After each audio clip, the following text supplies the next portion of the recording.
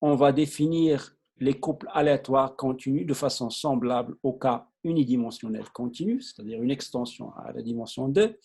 Alors, si on regarde la définition d'un couple aléatoire XY continu qu'on va noter CARC, couple aléatoire réel continu, on adopte la même définition que dans le cas discret, avec la même notation des ensembles XY, sauf que ici, X et Y ne sont ni finis ni dénombrables, tous les deux, ni finis ni dénombrables.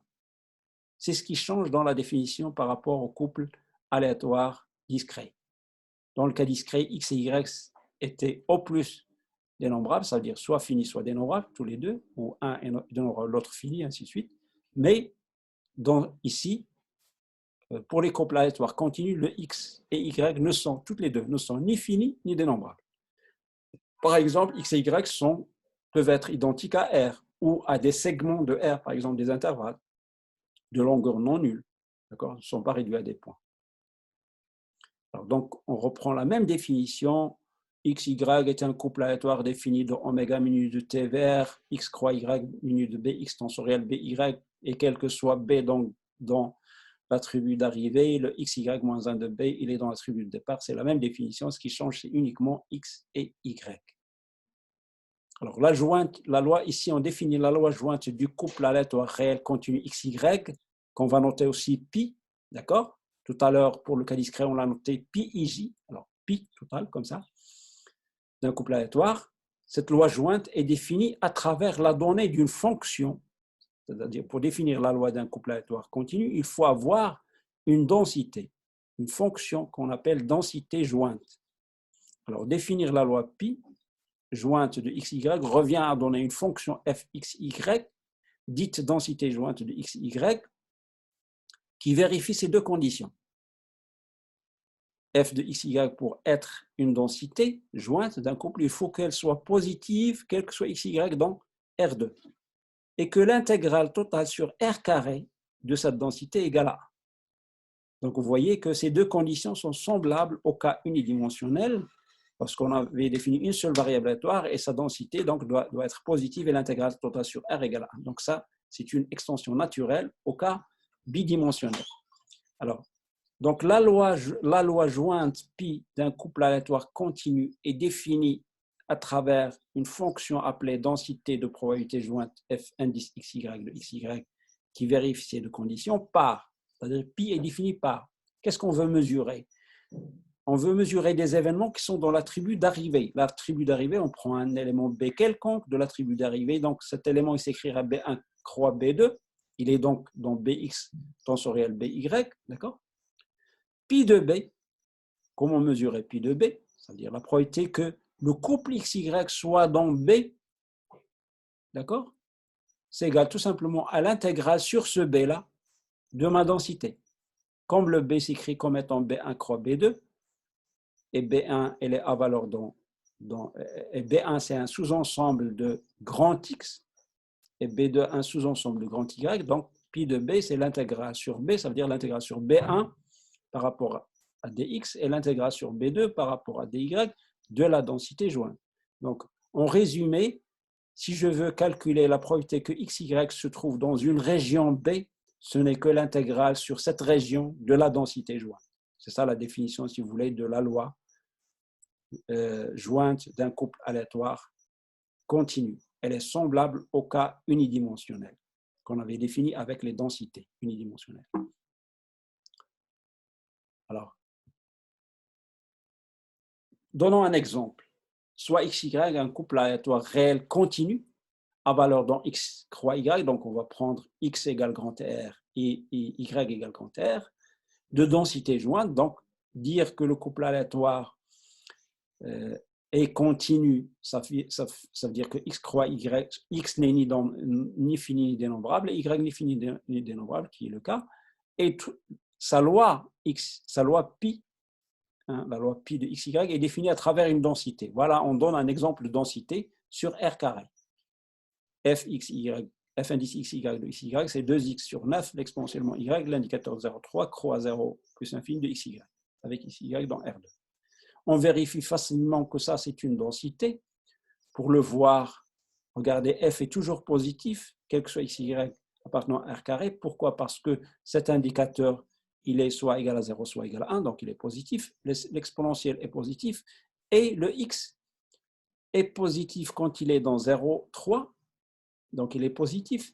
Mais quand il est dans la partie négative, par exemple, la densité, elle est nulle. Donc f est positif, quel que soit x, y dans R2. Alors, si on intègre maintenant, on fait l'intégrale double par rapport à x et par rapport à y sur R carré de la densité, on va trouver, donc par rapport à x, donc on fixe le x de 0 à 3, donc x d de x, et la partie en y, elle est là. Le y, elle varie de 0 à plus l'infini pour avoir ici, pour être dans cet indicateur, dans l'ensemble de cet indicateur. Et donc, on calcule ça, ça donne 1 rapide, elle est facile, et on fait le calcul par rapport à x, et on trouvera tout cet intégral, on trouvera 9 sur 2, qu'on multiplie par 2 sur 9, on trouvera donc 1, donc la condition de normalisation, c'est-à-dire l'intégrale double sur r carré de f égale à 1. Donc, c'est une vérification du fait que cette fonction-là est bien une densité de probabilité. Alors maintenant, nous voulons calculer la probabilité que le couple XY se trouve dans un B, dans une région que nous allons prendre, par exemple, celle-là, comme ici. C'est-à-dire B égale moins 2, 1 croix 2, 5. C'est un sous-ensemble de X croix Y. On suppose qu'il est dans la tribu dans laquelle on travaille, BX tensoriel BY. Et donc, en appliquant la définition de la loi jointe du couple continu, donc pi de B, ce n'est que l'intégrale sur B de la densité. Alors, l'intégrale sur B, c'est-à-dire l'intégrale pour les X, ça varie de moins 2 à 1, pour les Y de 2 à 5, ici, B1, B2, de la densité. Alors, maintenant, en remplaçant l'expression de la densité, celle-là, ici, alors, puisque cette fonction est nulle lorsque X est négatif, donc x qui varie de moins 2 à 1, ça revient à le faire varier de 0 à 1 parce que quand il sort à gauche de 0, cet indicateur me donne un 0. Et donc, ça revient à intégrer de 0 à 1 pour les x et pour les y de 2 à 5, il est inclus dans 0 plus l'infini, donc on le laisse. Et donc, on fait ce calcul simple. Les variables sont séparables, donc le calcul est facile. On trouve cette quantité qui est approximativement égale à 0,01429 comme probabilité. J'espère que le résultat numérique est correct, donc vous pouvez le revérifier vous-même. Alors, maintenant, comme dans le cas discret, étant donné un couple aléatoire continu à valeur dans R croix R, on prend directement ici, c'est ça le X et ça, le Y pour se fixer les idées, pour que ça soit plus simple. Alors, de loi, on suppose qu'on connaît donc sa densité jointe. Alors, dire qu'on connaît la loi, ça veut dire qu'on connaît la densité, ça veut dire qu'on connaît la loi, parce que la loi est définie à partir de la densité fx, y. Alors, considérons donc un couple aléatoire à valeur dans R croix R continue de densité jointe fx, y. Alors, on parle aussi de loi marginale. Alors, loi marginale, les lois marginales de pi, dans le cas discret, c'était la loi jointe, c'est pi ij, les lois marginales, c'est pi i point et pi point j. Maintenant, la loi marginale dans le cas continu est définie à travers une densité. Donc, on parlera de densité jointe et donc les lois marginales sont définies à partir des densités marginales. Donc, définissons la loi marginale par la densité marginale de x. Alors, la densité marginale ou la loi marginale de x est définie par sa densité marginale donnée par fx de x égale l'intégrale sur R de fxy de xy dy. Alors, c'est une formule semblable au cas discret. Rappelez-vous, le cas discret, c'est pi point, le fx, c'est l'équivalent de pi point. La somme ici, c'est une sommation sur j. Voilà le j, c'est-à-dire la dérivée par la sommation ici par rapport à y, de pi ij. Et qu'est-ce qui varie? C'est le y, c'est j. Donc, c'est une sommation sur j de pi ij, la sommation sur j. D'accord? Donc, c'est l'équivalent de la formule pi point dans le cas discret. Alors, donc, la loi jointe, la loi marginale de x est définie à partir de la densité marginale fx de x donnée par l'intégral sur R de la densité jointe par rapport à y. D'accord? La loi marginale, de façon analogue, la loi marginale de y est définie par sa densité marginale, maintenant fy, donc on fait la même intégrale, mais cette fois-ci par rapport à x. Toujours l'intégrale sur R. Alors, bien sûr, y ici, c'est une variable muette, donc quand on intègre, on trouve une fonction en x. La même chose ici, on trouve une fonction en y. ce sont les lois ou les densités marginales qui définissent donc les lois marginales de X et de Y. Alors, reprenons l'exemple de tout à l'heure et calculons donc les densités marginales. Alors, la densité marginale de X, donc on a dit que c'est l'intégrale sur R de la densité globale par rapport à Y. Donc, je sors tout ce qui ne dépend pas de Y, je sors 2X sur 9 et je sors l'indicateur de 0,3. On sait que l'indicateur l'indicateur de A croix B, c'est l'indicateur de A fois l'indicateur de B. Alors, l'indicateur de A, donc je le sors ici en X, et celui en Y, donc, il est là, avec moins l'infini plus l'infini, ça devient 0 plus l'infini, l'indicateur, il est là.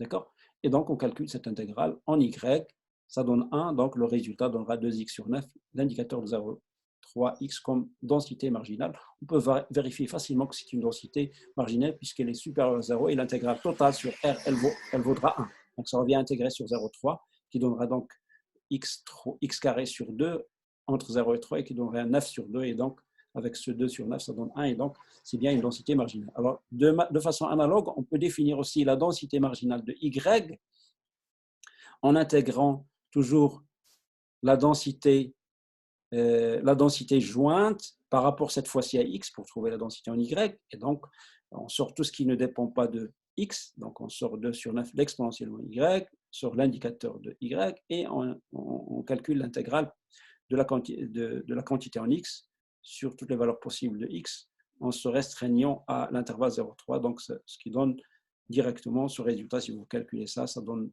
9 sur 2. Et donc, ce qui vous reste comme densité marginale FY, c'est l'exponentiellement Y, l'indicateur de 0 plus l'infini. Voilà un exemple donc, de calcul de loi marginale ou de densité marginale à partir de la densité jointe. Alors, comme aussi dans le cas continu, on définit l'espérance d'une fonction phi de xy, on prend toujours phi tel que phi de xy soit une variable aléatoire, et donc comme c'est de façon une formule semblable au cas discret, c'est l'intégrale double de phi de xy, fxy, de x de y, comme étant l'espérance de phi de xy. Alors l'espérance de phi de xy, dans le cas discret, c'était une double sommation, la somme sur i, la somme sur j, de pi de xy, j, pi, donc l'équivalent de pi, c'est ça, ici dans le cas continu, et le phi de x, c'est ça, et l'équivalent de la double sommation, c'est une intégrale, la double intégrale. Voilà donc, bien sûr, si la quantité existe, ça veut dire que l'espérance de phi de x, y est donnée par ceci, si elle existe. D'accord? Alors, on définit aussi la notion de covariance, on avait donné cette définition, et on avait dit qu'elle est valable aussi bien pour le cas discret que pour le cas continu, c'est le cas général. Et c'est là où il y a une différence, c'est-à-dire c'est au moment où on veut calculer, donc si c'est continu, si c'est discret, ça sera la somme sur x, i, y, j, pi, ij, surtout les ij, alors qu'ici c'est une double intégrale. Donc, E de x, E de xy, c'est ça. Alors, pour calculer ce E de xy, il suffit de revenir à cette formule-là et prendre phi de xy égale à x fois y. Donc, ça sera ici petit x, petit y contre la densité. Là, voilà. La quantité xy fois sa densité intégrée doublement sur R et moins, alors l'espérance de x c'est l'intégrale sur R de x, la densité de x. La densité de x c'est la densité marginale qu'il faut calculer avant. Et la même chose pour y, donc on fait cette différence-là, calcule tout ça, ça donne la covariance qui est une quantité réelle, bien sûr si elle existe, ça veut dire si ces intégrales convergent.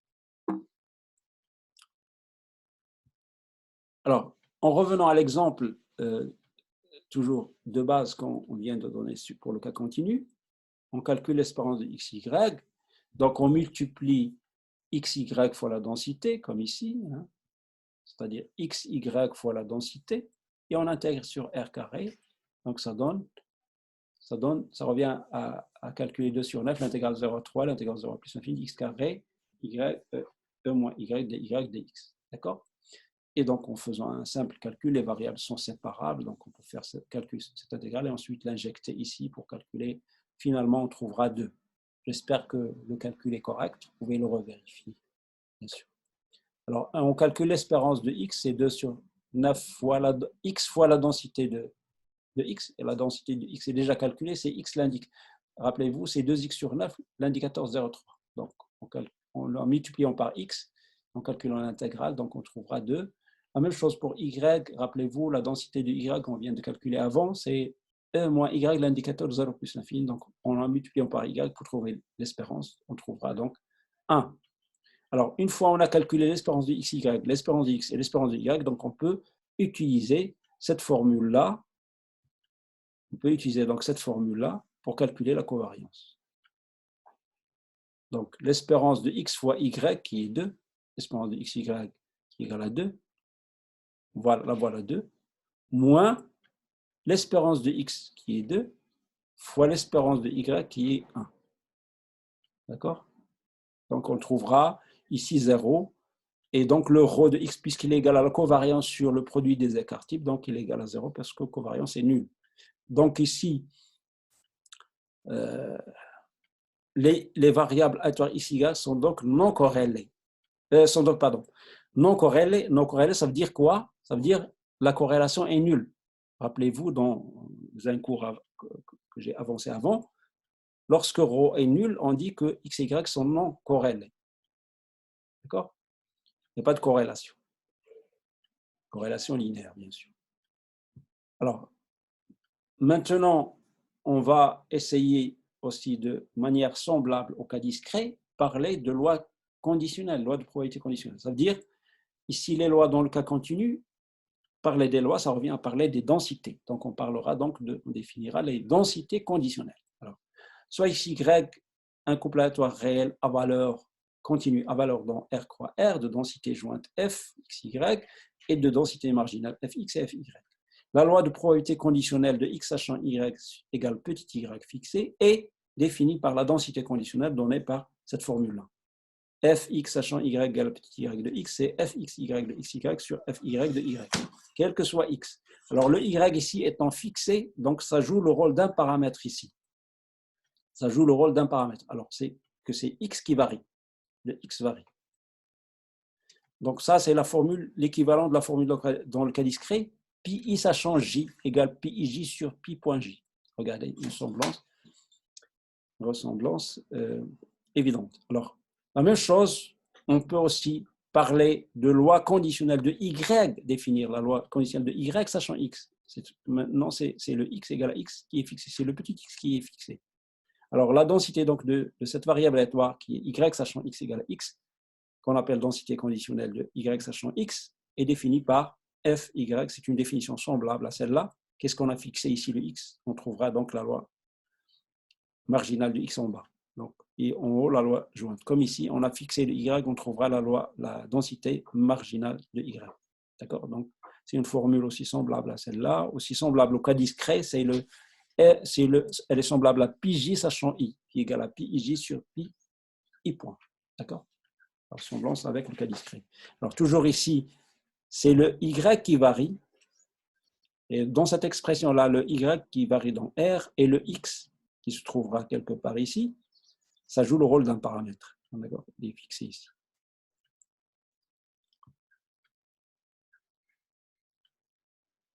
Alors, de la même façon aussi, on parle aussi de l'indépendance dans le cas d'un couple aléatoire continu. Alors, XY, un couple aléatoire continu est dit indépendant si et seulement si sa densité jointe égale au produit de ses densités marginales, quel que soit XY dans R carré. Donc, si j'ai ça, ça veut dire que mon couple est indépendant. Si j'ai mon couple indépendant, ça veut dire que j'ai cette égalité, quel que soit XY dans R carré. Donc, si j'ai un couple aléatoire qui est indépendant, alors je reviens à la définition aux définitions des lois conditionnelles. On va trouver que la loi conditionnelle de x sachant y égale à y, ce n'est que la loi de x. Ça veut dire la densité de x sachant y égale à y, c'est la densité de x. Et la densité de y sachant x, c'est la densité aussi de y. Donc l'information apportée par y n'a pas joué. Ça veut dire x égale à x n'a pas influencé la loi de y. Donc quand j'ai l'indépendance, les lois conditionnelles sont les lois marginales, ou les densités conditionnelles sont les densités marginales, quand x et y est indépendant. Alors la même chose, toujours quand x et y est indépendant, G l'espérance de xy égale l'espérance de x fois l'espérance de y. Covariance nulle et rho nul, comme pour le cas discret. Mais attention, on attire toujours votre attention sur le fait que si j'ai une covariance qui est nulle, ça n'implique pas que xy est indépendant. On a l'implication inverse. Alors, regardons le couple qu'on avait donné comme exemple, dont la densité fx et y est donnée par cette expression 2x sur 9 exponentiellement y, l'indicateur 0,3 croix 0 plus l'infini de xy. Alors, on peut l'écrire sous cette forme-là en faisant éclater cet indicateur en deux produits, en produit de deux indicateurs, d'accord? On voit bien que cette partie-là en x, ce n'est que le fx qu'on avait trouvé, et celle-là, ce n'est que le fy. Et ceci pour tout xy dans R carré. Donc, fxy de xy égale à fx fois fy pour tout xy, c'est-à-dire que mon couple de l'exemple, là, ce couple xy donné par cet exemple-là, c'est un couple indépendant. Par conséquent, s'il est indépendant, alors sa covariance est nulle. C'est ce qu'on avait trouvé ici. Regardez la covariance. On avait trouvé la covariance. Est-ce qu'on a calculé sa covariance? On peut la calculer. Automatiquement, sa covariance est nulle. Sinon, on la recalcule, on doit trouver 0, parce qu'il y a une implication. Si le couple est indépendant, donc automatiquement, j'ai la covariance. Vous pouvez calculer explicitement la covariance, vous allez trouver égal à 0. Alors, sinon, vous avez ce résultat. Si votre couple est indépendant, vous dites directement que la covariance est nulle. Vous pouvez le vérifier maintenant ici. Par conséquent, puisque mon couple aléatoire est indépendant, alors les densités conditionnelles sont les densités marginales. Ça veut dire f de x sachant y égale petit y de x, ce n'est que ce f de x, c'est-à-dire ça. Et la même chose pour fy sachant x, c'est exactement fy, c'est exactement ça.